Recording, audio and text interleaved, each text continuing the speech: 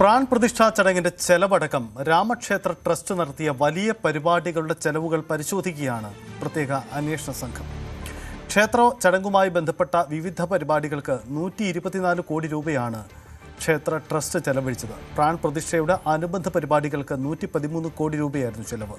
മഹാകുംഭമേള ഒരുക്കങ്ങൾക്കും പതാക ഉയർത്തലിന്റെ ചെലവും അടക്കം പരിശോധിക്കാനാണ് തീരുമാനം.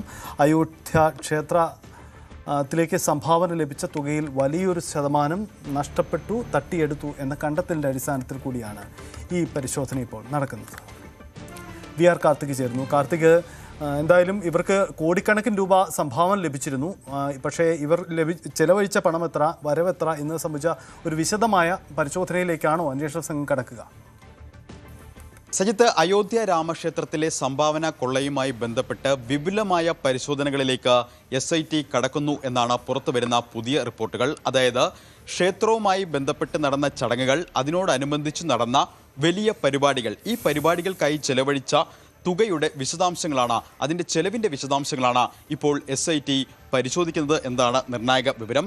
2024 ജനുവരിയിൽ നടന്ന പ്രാണപ്രതിഷ്ഠ ചടങ്ങിനോടനുബന്ധിച്ച് നടന്ന അനുബന്ധ പരിപാടികളുടെ ചെലവടക്കം പരിശോധിക്കുന്നു എന്നതാണ് ഏറ്റവും ശ്രദ്ധേയം. 2024 പ്രാണപ്രതിഷ്ഠാ ചടങ്ങ്, 2025 മഹാകുംഭ പരിപാടികൾ, അതോടൊപ്പം തന്നെ നവംബർ 2025 ക്ഷേത്രത്തിലെ പതാക ഉയർത്തൽ ചടങ്ങുമായി ബന്ധപ്പെട്ട് സംഘടിപ്പിച്ച പരിപാടികൾ. ഇത്തരത്തിൽ 3 പരിപാടികളാണ് ക്ഷേത്രവുമായി ബന്ധപ്പെട്ട് വിപുലമായ രീതിയിൽ വലിയ തോതിലുള്ള ജനങ്ങളുടെ പങ്കാളിത്തത്തോടെ സംഘടിപ്പിച്ചത്.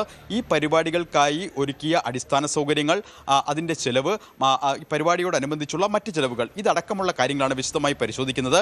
ഇത് ഏതാണ്ട് 124 കോടി രൂപയുടെ ചെലവാണ് ഇത്തരത്തിൽ വിപുലമായ വലിയ പദ്ധതികൾ ക്ഷേത്രവുമായി ബന്ധപ്പെട്ട് നടത്തിയത്. അതിൻ്റെ വിശദാംശങ്ങളാണ് പരിശോധിക്കുന്നത്. 2 വർഷത്തെ കണക്കുകളാണ് ഇപ്പോൾ പ്രത്യേക അന്വേഷണ സംഘം വിശദമായി പരിശോധിക്കുന്നത് എന്നതാണ് ശ്രദ്ധേയം. ഇതിൽ ജനുവരി 22, 2024 8,000 പേർ പങ്കെടുത്ത ചടങ്ങായിരുന്നു പ്രാണപ്രതിഷ്ഠാ ചടങ്ങ്. ഈ പ്രാണപ്രതിഷ്ഠയുമായി ബന്ധപ്പെട്ട് നടത്തിയ പരിപാടികൾക്ക് 113 കോടിയായിരുന്നു ചെലവ്.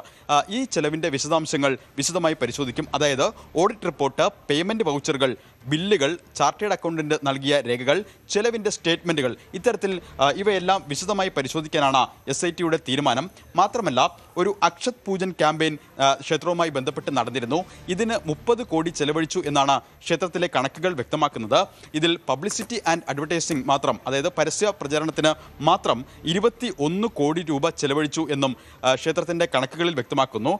അലങ്കാരത്തിന് 14 കോടി, അങ്ങനെ പല ഇനത്തിലുള്ള ചെലവുകൾ. ഈ ചെലവുകളുടെ വിശദാംശങ്ങൾ വിശദമായി പരിശോധിക്കാനാണ് ഇപ്പോൾ SITയുടെ തീരുമാനം. ഇത് സംബന്ധിച്ച് SIT ഒരു പ്രാഥമിക അന്വേഷണ റിപ്പോർട്ട് ഉത്തർപ്രദേശ് സർക്കാരിന് നൽകിയിരുന്നു. ഈ റിപ്പോർട്ടിൻ്റെ അടിസ്ഥാനത്തിലാണ് കഴിഞ്ഞ ദിവസം നമ്മൾ ഈ ദൃശ്യങ്ങളിൽ കാണുന്നത് പോലെ ക്ഷേത്ര ട്രസ്റ്റ് ഇന്നലെ ചേർന്ന യോഗത്തിൻ്റെ ദൃശ്യങ്ങളാണിത്.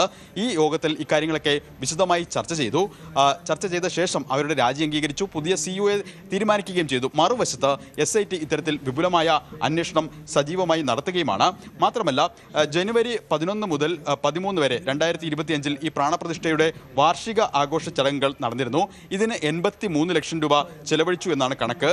ഇതിൻ്റെയും വിശദമായ പരിശോധനകൾ നടക്കും.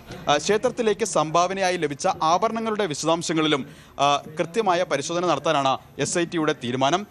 നിലവിൽ SIT ഇതുമായി ബന്ധപ്പെട്ട രജിസ്റ്ററുകൾ പരിശോധിച്ചു തുടങ്ങി എന്ന വിവരങ്ങളും പുറത്തു വരുന്നു. മാത്രമല്ല, ഈ അന്വേഷണവുമായി ബന്ധപ്പെട്ട്, അതായത് UPA സർക്കാരിന് SIT സമർപ്പിച്ച 9 പേജുള്ള പ്രാഥമിക റിപ്പോർട്ടിൽ ചില നിർണായക കണ്ടെത്തലുകൾ കൂടി ഉണ്ട് എന്നതാണ് ശ്രദ്ധേയം. അതായത് പ്രതിദിനം 6 ലക്ഷം മുതൽ 8 ലക്ഷം രൂപ വരെ തട്ടിയെടുത്തു എന്നാണ് പ്രാഥമിക അന്വേഷണത്തിൽ SIT കണ്ടെത്തിയിരിക്കുന്നത്. ഇത് വളരെ നിർണായകമായ വിവരമാണ്.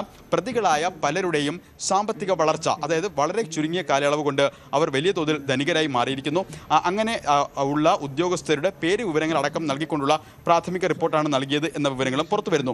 അതായത് മാസം 14,000 രൂപ മുതൽ 15,000 രൂപ വരെ മാത്രം ശമ്പളം ഉണ്ടായിരുന്ന ജീവനക്കാർ, അവർ ആഡംബര വീടുകൾ വച്ചതിൻ്റെ വിശദാംശങ്ങൾ ഈ റിപ്പോർട്ടിലുണ്ട് എന്ന വിവരങ്ങൾ പുറത്തു വരുന്നു. മാത്രമല്ല, ക്ഷേത്രവുമായി ബന്ധപ്പെട്ട് ചെറിയ ജോലികൾ ചെയ്തിരുന്ന, അതായത് ക്ഷേത്രത്തിൻ്റെ പരിസരത്ത് വെള്ളം വിൽപ്പന നടത്തിയിരുന്ന ആൾക്കാർ വരെ, അതായത് അവിനാഷ് ശുക്ലയുടെ പേരെടുത്ത് പറഞ്ഞുകൊണ്ടാണ് ആ പരാമർശം. അത്തരത്തിൽ അവിനാഷ് ശുക്ല അയോധ്യയിൽ സ്വന്തമായി വീട് നിർമ്മിച്ചു. മാത്രമല്ല, ലവകുശ് മിശ്ര, ഇദ്ദേഹമാണ് ആരോപണം ഉന്നയിക്കപ്പെട്ട മറ്റൊരാൾ. ഇയാൾ കുറഞ്ഞ വിലയ്ക്ക് ഭൂമി വാങ്ങിയതായും കണ്ടെത്തിയിട്ടുണ്ട്. ഡ്രൈവറായിരുന്ന രാംശങ്കർ യാദവ് എന്നയാൾ ഒരു ഹോസ്റ്റൽ തന്നെ അയോധ്യയിൽ നിർമ്മിച്ചു എന്ന വിവരങ്ങളും പുറത്തു വരുന്നു. എന്തായാലും UP സർക്കാരിന് സമർപ്പിച്ച 9 പേജുള്ള പ്രാഥമിക റിപ്പോർട്ടിലെ വിശദാംശങ്ങൾ പലതും ഞെട്ടിക്കുന്നതാണ്. ഈ റിപ്പോർട്ടിലെ ഏറ്റവും പ്രധാനപ്പെട്ട മറ്റൊരു കണ്ടെത്തൽ ഏപ്രിൽ 27-നും ജൂൺ 5-നും ഇടയിൽ ക്ഷേത്രത്തിലെ CCTV ദൃശ്യങ്ങൾ SIT പരിശോധിച്ചു. ഈ പരിശോധനയിലാണ് ജീവനക്കാർ നോട്ടുകെട്ടുകൾ ഒളിപ്പിക്കുന്നതടക്കമുള്ളതിൻ്റെ തെളിവുകൾ ലഭിച്ചത്. പണം ശുചിമുറിയിൽ സൂക്ഷിച്ചിരുന്നു. അതോടൊപ്പം തന്നെ പ്രവേശന കവാടത്തിൽ വേണ്ടത്ര പരിശോധനയില്ലാത്തത് വീഴ്ചയായി എന്നൊക്കെയാണ് ഈ റിപ്പോർട്ടിൽ പ്രധാനമായും ചൂണ്ടിക്കാട്ടുന്നത്. മാത്രമല്ല ഇതുമായി ബന്ധപ്പെട്ട് ചില നിർണായക നിരീക്ഷണങ്ങൾ കൂടി SIT നടത്തുന്നുണ്ട്. അതായത് അവിനാഷ് ശർമ്മയ്ക്കാണ് ഇതുമായി ബന്ധപ്പെട്ട ക്ഷേത്രത്തിൻ്റെ സാമ്പത്തിക ഇടപാടുകളുമായി ബന്ധപ്പെട്ട ചുമതലകൾ ഉണ്ടായിരുന്നത്. അദ്ദേഹം ആ ജോലി കൃത്യമായി നിർവഹിച്ചില്ല. അതിൽ ഏറ്റവും പ്രധാനം ഈ CCTV ദൃശ്യങ്ങളുടെ കാര്യങ്ങൾ തന്നെയാണ്. 180 ദിവസമെങ്കിലും സൂക്ഷിക്കാൻ കഴിയുന്ന വിധം CCTV ദൃശ്യങ്ങൾ ശേഖരിക്കണമെന്നായിരുന്നു നേരത്തെയുള്ള റെക്കമെൻഡേഷൻ. എന്നാൽ 45 ദിവസത്തെ ദൃശ്യങ്ങൾ മാത്രമാണ് ഈ CCTVയിൽ ഉള്ളത്. മാത്രമല്ല പ്രവേശന കവാടത്തിലും അതോടൊപ്പം തന്നെ പുറത്തേക്കുള്ള മറ്റു വഴികളിലുമെല്ലാം തന്നെ കൃത്യമായ പരിശോധനകൾ ഇല്ലായിരുന്നു. ഈ CCTV ദൃശ്യങ്ങൾ ലൈവ് മോണിറ്ററിംഗ് സംവിധാനം വേണം എന്ന് ആദ്യഘട്ടം മുതൽ വിലയിരുത്തിയതാണ്. പക്ഷേ ഓരോ ദിവസത്തെയും CCTV ദൃശ്യങ്ങൾ കൃത്യമായി പരിശോധിക്കാൻ സംവിധാനം ഉണ്ടായില്ല. മാത്രമല്ല ക്ഷേത്രത്തിലെ ജീവനക്കാർ അവർ ക്ഷേത്രത്തിലേക്ക് പ്രവേശിക്കുമ്പോൾ എന്തെല്ലാം സാധനങ്ങൾ കൊണ്ടുവരുന്നു, അവർ പുറത്തേക്ക് പോകുമ്പോൾ എന്തൊക്കെ കൊണ്ടുപോകുന്നു എന്നതിലൊന്നും തന്നെ കൃത്യമായ പരിശോധനകൾ നടന്നിരുന്നില്ല. എന്തായാലും SIT ക്ഷേത്രവുമായി ബന്ധപ്പെട്ട് സംഘടിപ്പിച്ച വലിയ പരിപാടികളുടെ ചിലവടക്കമുള്ള കാര്യങ്ങളിൽ വിശദമായ പരിശോധനയിലേക്ക് കടക്കുകയാണ്. മറുവശത്ത് ക്ഷേത്ര ട്രസ്റ്റ് ഇന്നലെ യോഗം ചേർന്നിരുന്നു. ഈ യോഗത്തിൽ ഈ ആരോപണ വിധേയരുടെ രാജി, ചമ്പത് റായ് അടക്കമുള്ളവരുടെ രാജി അംഗീകരിച്ചു. മാത്രമല്ല ഒരു പുതിയ CEOയെ നിയമിക്കാനും തീരുമാനിച്ചിരിക്കുന്നു.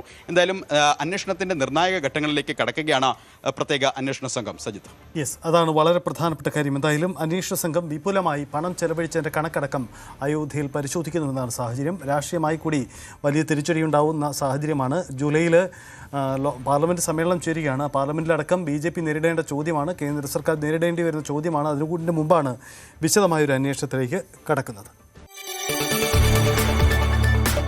കൂടുതൽ വാർത്തകൾക്ക് News 18 Keralam YouTube channel subscribe ചെയ്യുക.